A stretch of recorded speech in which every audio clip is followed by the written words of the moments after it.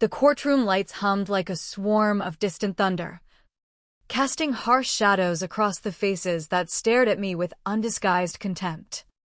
I sat there, Emily Carter, in a worn-out chair that dug into my back like judgment itself, my fingers twisting a damp tissue into shreds. Whispers slithered through the air sharp, deliberate barbs meant to pierce. Pathetic, someone muttered, loud enough for me to hear. She never deserved him anyway. My eyes burned from nights without sleep, haunted by the betrayal that had stripped me bare. But it was the scent that clawed deepest into my soul, vanilla and jasmine, wafting from Sarah Jenkins 3 rows back. She lounged there in her scarlet dress, nails tapping triumphantly on her luxury bag, her auburn curls catching the light like she owned the room. That perfume was mine, my wedding day choice. The one that once made my husband, Daniel Carter, pull me close and murmur eternal vows.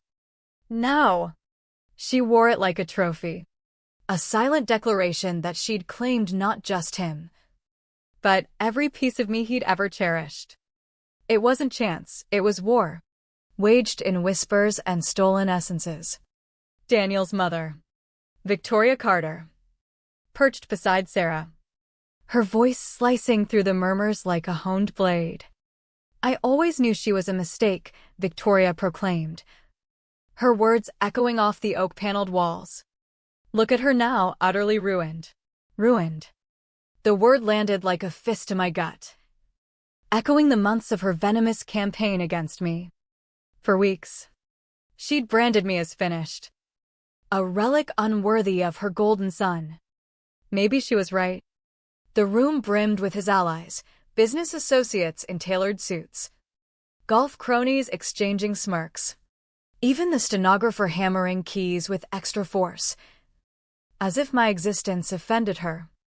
Daniel sat at the plaintiff's table, polished and poised, his charcoal suit impeccable, his smile the same disarming one that had swept me off my feet in college.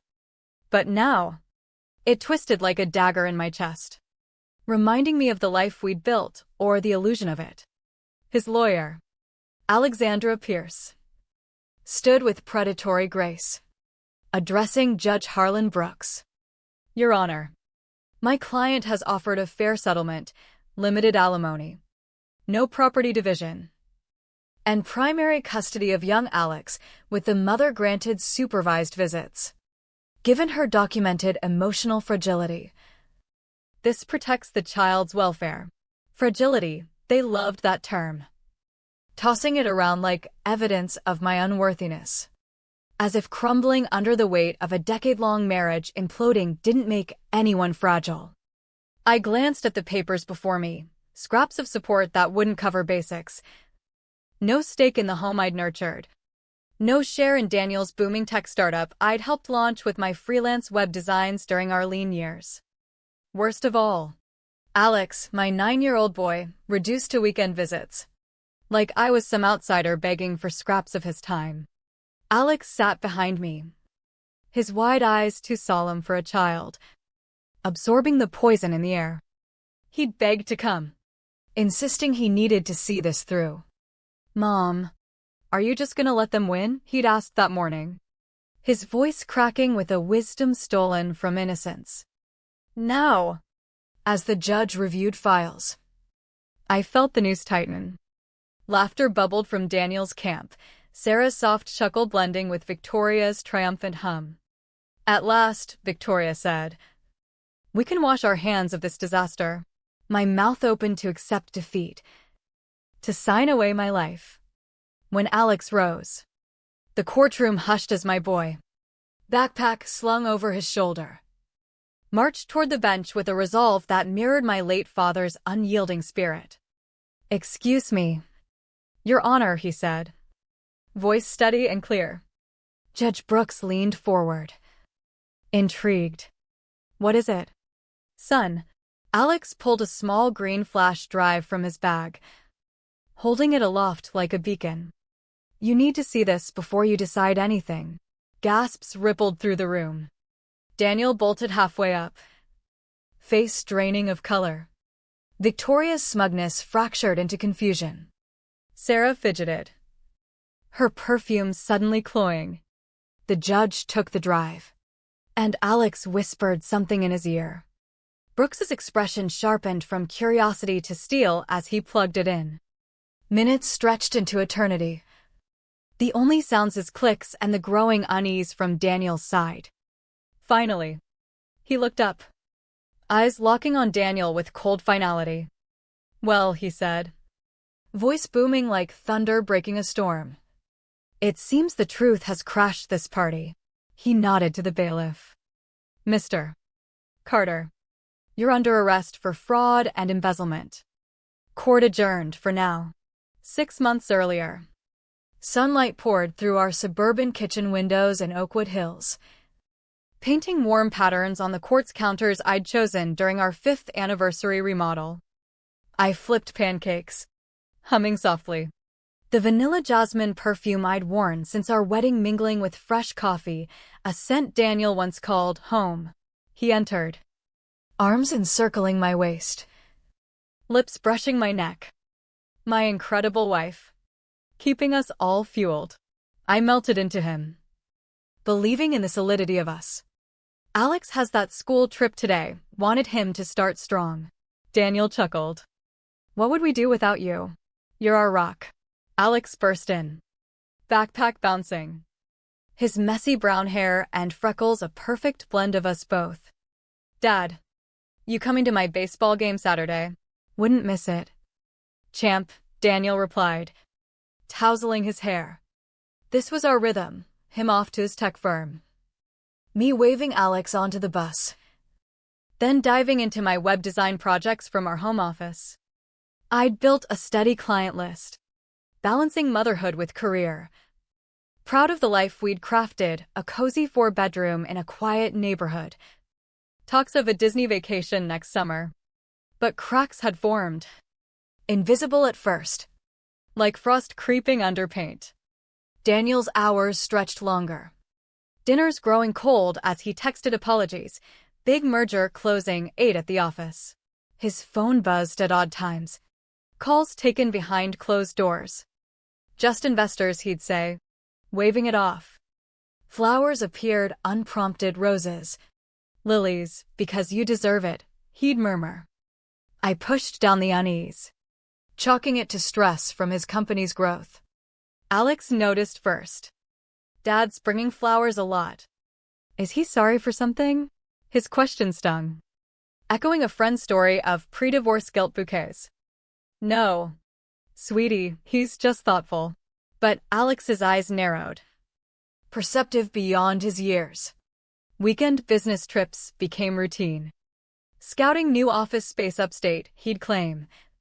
Packing light. Calls from hotels were brief. Distracted. Once, Alex wrinkled his nose in Daniel's car. "Smells like fancy flowers, not yours." "Mom."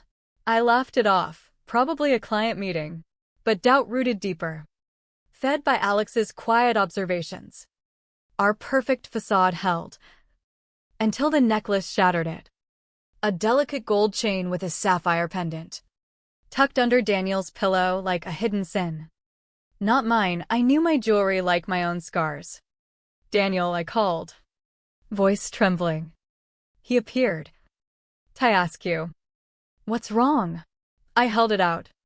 "Found this in our bed." "Whose is it?" His mask slipped, a flicker of panic, then resignation. He sat heavy on the mattress. "Emily, we need to talk." The words hollowed me. "No, explain this." "It's Sarah's. From work." Sarah Jenkins, his sharp marketing exec. The one who flirted shamelessly at office parties. Young, ambitious. Everything I wasn't anymore. What was she doing here? He met my eyes, cold as a stranger. "We've been together 9 months. I didn't mean for it. But I want a divorce." The room spun. 9 months of lies, while I planned anniversaries and family nights. In our bed? Our home. "It's over. Emily. Our marriage died years ago, you know it. But I didn't. The flowers, the affection, it had all been theater. A cushion for his exit. You've planned this, I whispered. Rage building. Lawyer already? Yes. You'll get some support. Custody shared, but I need primary for Alex. He's better with stability. Shouting erupted. Accusations flying. Until Alex appeared in the doorway. Pale and wide-eyed. Why are you fighting? Daniel softened. Grown-up stuff. Buddy. We love you. But Alex pierced him. Is it the lady with the flower smell? I saw her car here last week when Mom was out. Silence crashed down. My boy had known. Piecing together the deceit while I clung to denial. In that moment, amid the wreckage, I saw Alex not as a victim, but as a silent guardian. His innocence weaponized by betrayal. The lawyer's office reeked of stale coffee and defeat. Marcus Hale, a no-frills divorce attorney I could barely afford, scanned Daniel's papers. This is stacked against you. His firm's lawyer is a bulldog. They've got resources. Daniel had hired elite counsel. While I scraped by, but I contributed, designed his website. Logos. Everything for free. No records? It looks like hobby work. Over weeks. They unraveled me. Joint accounts revealed as his alone. The house deeds signed over in a stack of refinance papers I'd trusted blindly. Clients vanished, Victoria's whispers of my breakdown poisoning my network. The custody eval was a trap, Dr. Elena Voss grilled me on instability, noting my panic attacks as proof I couldn't parent. Isolation closed in, friends ghosted. Neighbors averted eyes. While Daniel paraded Sarah at Alex's games. Her attempts at mothering met with his cold shoulder. Mom. They think she's better, Alex confided one night in our dingy rental. His voice laced with hurt. But I know the truth. Eviction loomed. Funds dry. When Daniel's lawyer called, full custody, he says you're unfit. Panic seized me. Chest tightening. Vision blurring. Alex found me gasping. Scared feelings again? He hugged me tight. Dad wants me full-time, says you're sick. I won't let them take you. His eyes hardened. I have proof. Of Dad and Sarah stealing. He'd investigated recordings. Photos. Hidden during visits. Embezzlement from clients. Assets hidden offshore. Plans to frame me as the thief amid my breakdown. Bribes to the evaluator via Victoria's donations. The scope horrified, not just a fare, but calculated ruin. With me as scapegoat. We go to the judge tomorrow, Alex urged. Pride swelled amid sorrow. He'd shouldered this alone. Driven by love and loss of trust. The hearing dawned stormy. Court brimmed with foes. But Alex's flash drive held our vengeance. As defeat loomed, he strode forward. Evidence in hand. The judge's review unleashed chaos, arrests for fraud. Assets frozen. Custody mine. Daniel's empire crumbled, jail time. Sarah fleeing. Victoria disgraced. But victory tasted bitter, Alex's childhood scarred. My trust shattered forever. Revenge came. Yet the silence of betrayal echoed on. A price paid in broken hearts.